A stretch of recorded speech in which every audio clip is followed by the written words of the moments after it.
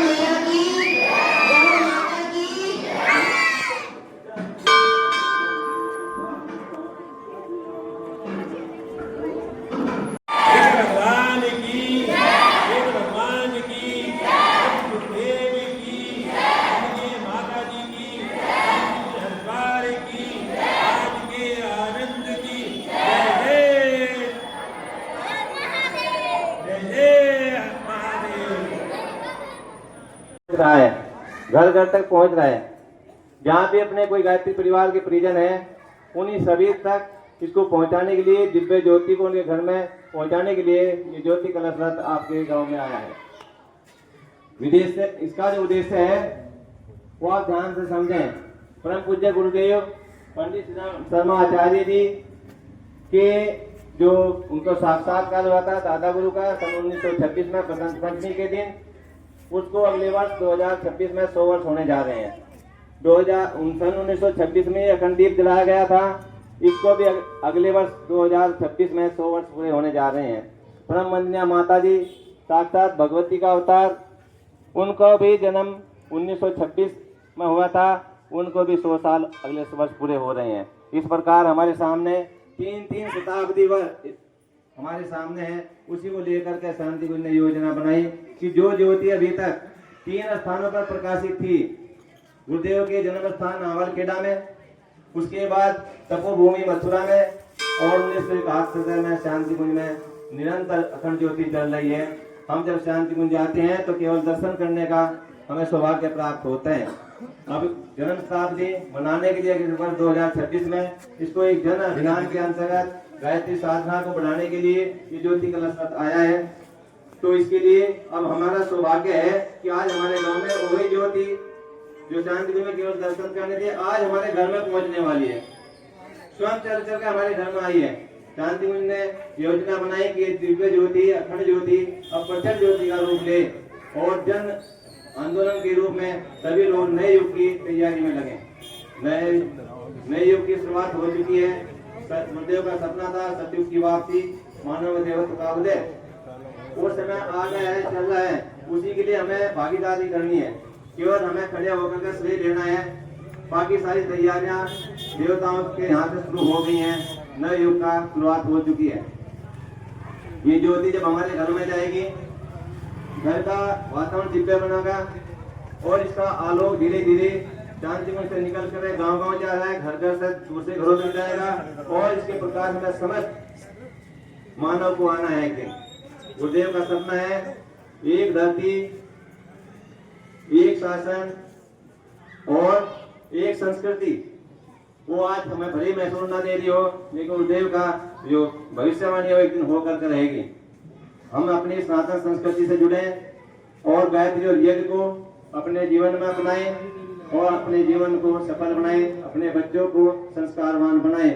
इन सब बातों को लेकर के ये ज्योति कलश रथ गाँव दर गाँव पहुंच रहा है। मैं थोड़ी सी बात के लिए हमारे जिले के महाशय कृपाल सिंह जी हमें कुछ बताएंगे। एक बार गायत्री मंत्र।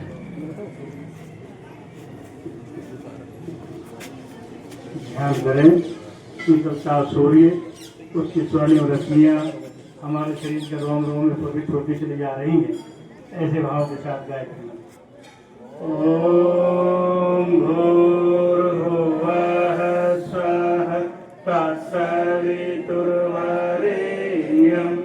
भर्गो देवस्य धीमहि धियो यो नः प्रचोदयात्।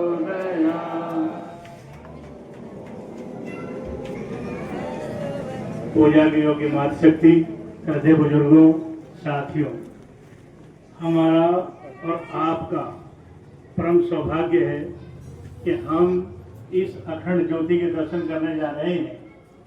इसी ज्योति के सानिध्य में बसंत पर्व 1926 एक ऋषि सत्ता, आपको फोटो दिखाई देता होगा, बड़े बड़े बाल हैं, नग्न शरीर है। 1926 के बसंत पर्व में सुबह 4 बजे पूजा के समय गुरुदेव का फोटो देख रहे हैं। 15 साल की अवस्था थी। इनके यहाँ प्रकाश रूप में दीपक की लौ में 6 फुट की आकृति के रूप में यह आकृति उभरी। किताब है हमारी वर्षों विरासत, आप पढ़िए, पता लग जाएगा। नया आदमी उस घटना को जो पढ़ता है विश्वास करने के लिए तैयार नहीं होता कि कहीं ऐसा होता है क्या, दीपक की लो 6 फुट ऊंची उठ जाएगी, उसमें आदमी की आकृति उभरेगी और कुछ बताएगी, विश्वास नहीं होता। लेकिन पिछले 100 साल का इतिहास सारी गवाही दे रहा है कि हिमालय की ऋषि सत्ता ने जो जो बताया सारा इस धराधाम पर हो रहा है। इस गांव में हमें पहले भी आने का मौका मिला। आदरणीय बाबू कृपाल सिंह जी प्रधानाचार्य महोदय, उनके साथ इस गांव में आए। डीएसपी साहब इस हालत में 5 बालों ने उनसे मिलने का मौका मिला और शांतिपूर्ण कार्यक्रमों के छोटे छोटे कार्यक्रमों के सिलसिले में यहाँ पहले भी आए हैं। आज आप सब लोगों को भाई कुलदीप सिंह और बाबू रामपाल सिंह, इनको अपने साथ पाकर के बहुत खुशी हो रही है। सन 93 की बात है, मैं शांतिकुंज में गया। शांतिकुंज एक कार्यकर्ता थे जो माता से मिलवाते थे, उनका जल्दी जाओ माता जी इंतजार कर रहे थे। भेज दिया, मुझे क्या मालूम था क्या कहना क्या नहीं, नए नए थे। क्या करके वहाँ पहुँचे, माता जी ने कहा मैं अकेला ही था। तो कहा बेटे क्या हाल चाल है, बढ़िया, कुछ मांगना हो तो मांग ले। अब मैं क्या मांगू, बहुत देर हो गई, जिद करके रही।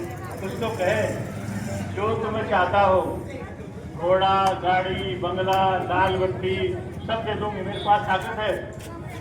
उन्होंने कहा बस आशीर्वाद, भरपूर आशीर्वाद मिलेगा।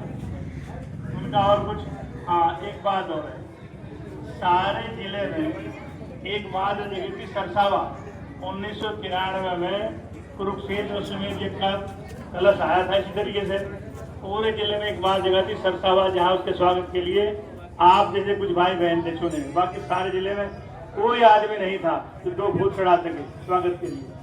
मैंने कहा माता जी हमारे जिले में बहुत कम संख्या है।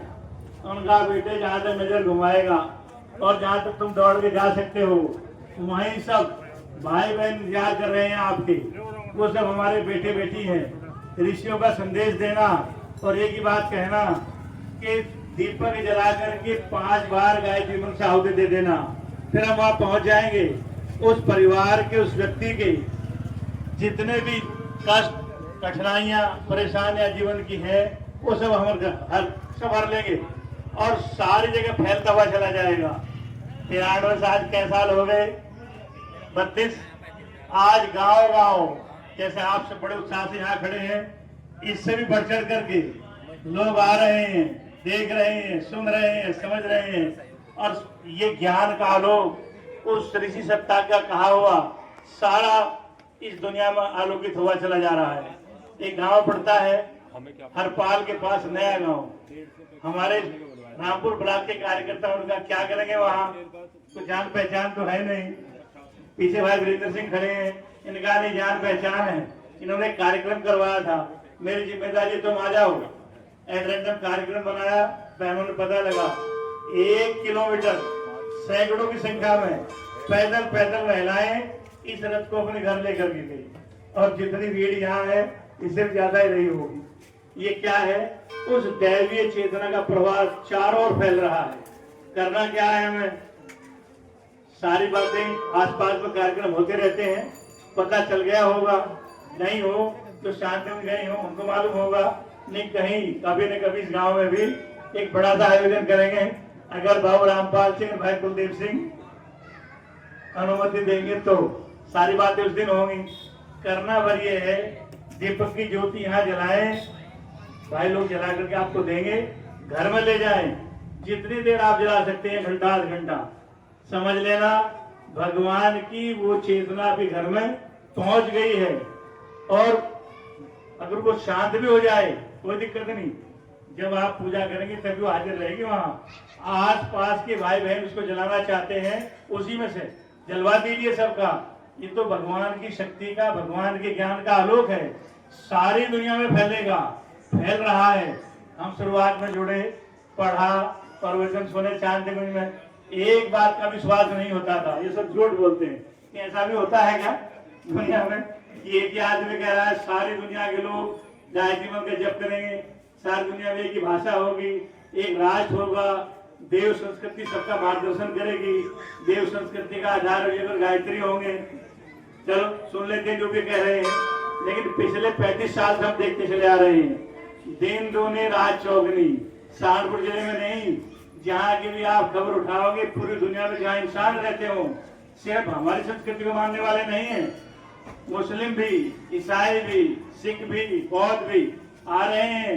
एक नया उजाला हमारी संस्कृति का पूरी दुनिया में फैल रहा है।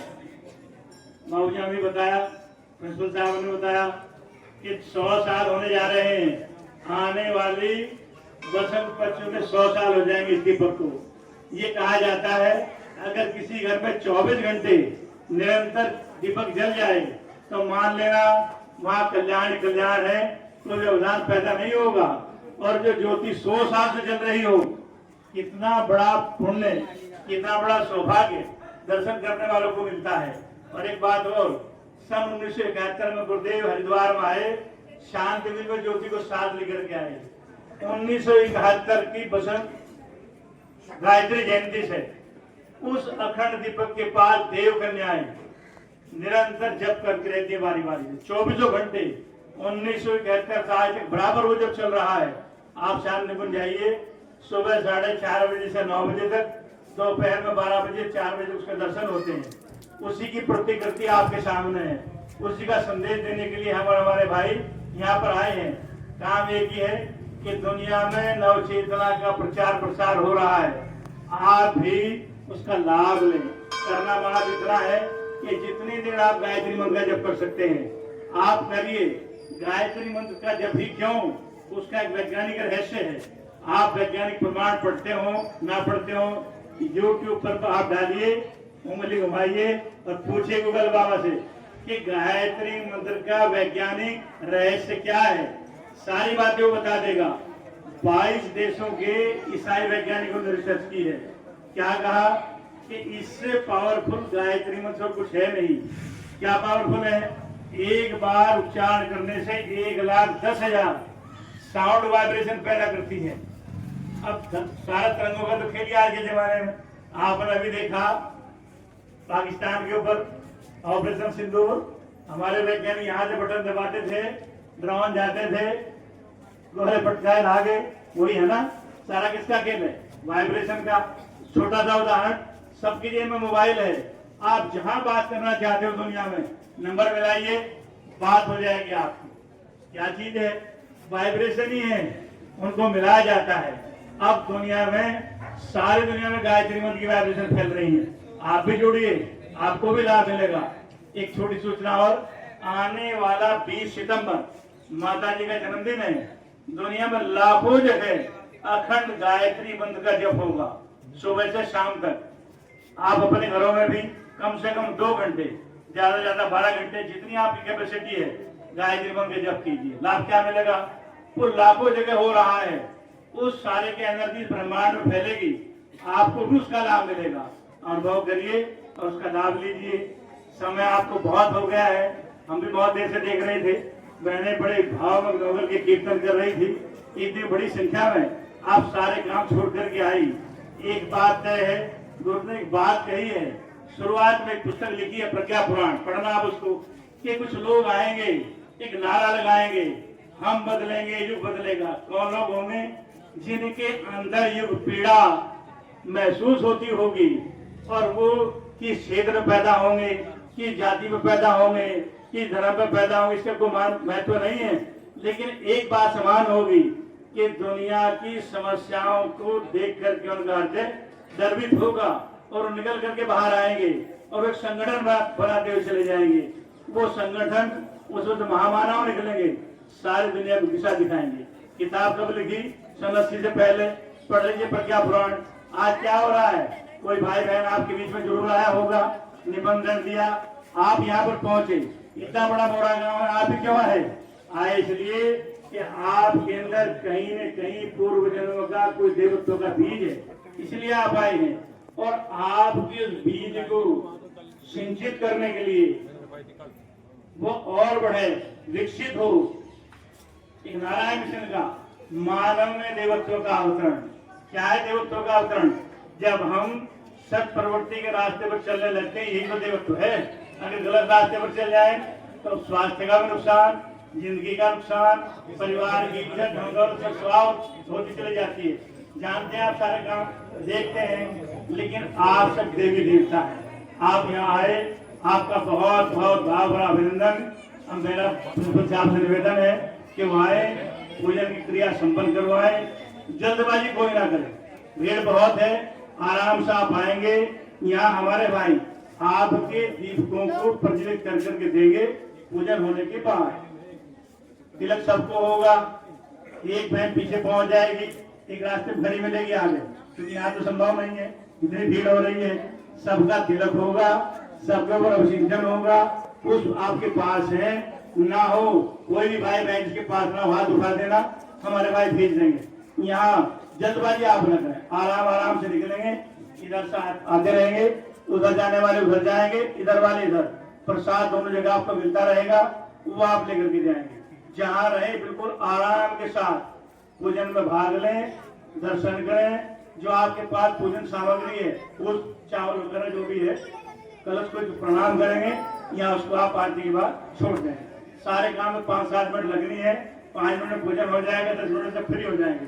बस जल्दबाजी ना करें। बहनों से एक निवेदन ये कि दीप प्रज्वलित होंगे, इन दीपों में कहीं कोई कपड़ा किसी का आग ना पड़ जाए, क्योंकि बहुत कंजूस की तरफ खड़े हुए हैं। शुरुआत में मेरे भाइयों से निवेदन है कि सिर्फ 5 जगह जलवायु शुरुआत होगी आरती के लिए। उसके बाद मोमबत्ती लेकर के रास्ते में खड़े हो जाएंगे, वहां सबके जलवाते रहेंगे, ताकि कोई असुविधा किसी को ना हो। सावधानी हटी, हाँ, दुर्घटना से बचेंगे। ठीक है, आइए खुशी साहब। हमारे कार्यकर्ता भाई सभी बहनों के ऊपर अभिषेचन करें, पवित्र के ओम पवित्र है पवित्र हो वा सर्वावस्थां गतो पिवा ये स्मरेत् पुंडरीकाक्षं सबाह्याभ्यंतर है शुचि।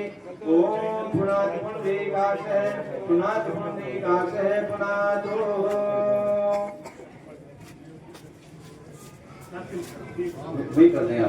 पदं दर्शितं येन तस्मै श्री गुरवे नमः। मातृवत्लानेत्री च पितृवत्मार्गदर्शिका नमोऽस्तु गुरुसत्तायै तथा प्रज्ञायुताजया। ओम श्री गुरुवे नमः। आवाहयामि, स्थापयामि, ध्यायामि, पूजयामि। शक्ति कलश सामान पूजन करने हैं।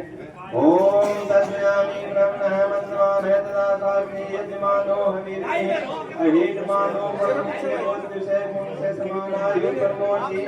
ओम मनोरथेतामाजस्य बृहस्पतिर्यज्ञमं तन्नो दुर्गन्धयज्ञं दधातु विश्वदेवाश्रमाद्यन्तामोऽहं प्रतीक्षे। ओम हरमये नमः।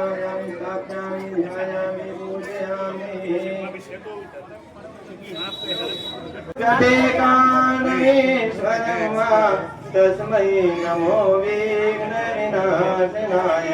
ओम यं ब्रह्मा वरुणेन्द्ररुद्रमरुत विश्रवन्ति दिव्यैस्त्वै वेदैतां पदकर्मोपनिषदै गायन्ति अमृतामृता। ज्ञानावति तद्गतेन मनसा पश्यन्ति योगिनो प्रशान्तविदुषुरासुरगणा। देवाय तस्मै नमः, देवाय तस्मै नमः। शान्तिर्विचिन्तनम्।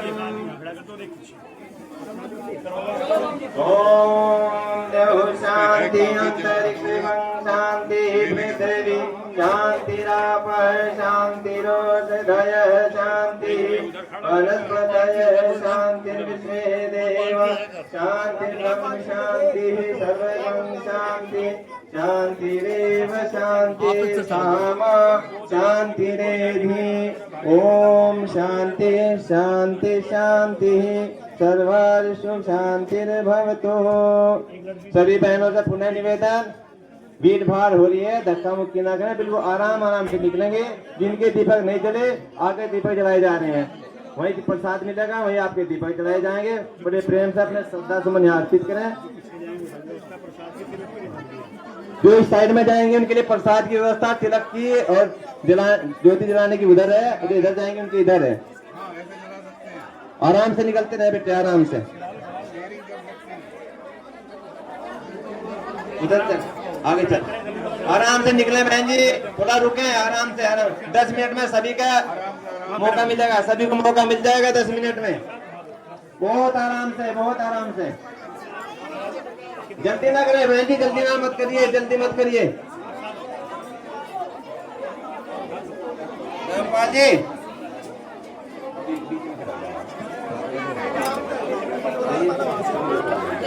सभी माता बहनों ने केवल 5 मिनट की बात है, आप अकेले अकेले आकर के दर्शन करें, प्रणाम करें, पूजन करें। चप्पल ले लो, कोई बात नहीं, ऐसे करो। इतना ज्यादा आपको होगा। मंदिर में जाओ। हमारे भाई लोग, कार्यकर्ता भाई, दोनों तरफ की माताओं बहनों से निवेदन है कि प्रसाद ग्रहण करते रहें, तिलक लगवाते रहें और प्रस्थान करते रहें, चलते रहें। आगे बढ़ें, आगे लगेगा। दोनों तरफ तिलक लगाने की व्यवस्था है। आप फूल चावल चढ़ा करके आगे दीपक जलने की भी व्यवस्था है और प्रसाद की भी व्यवस्था है।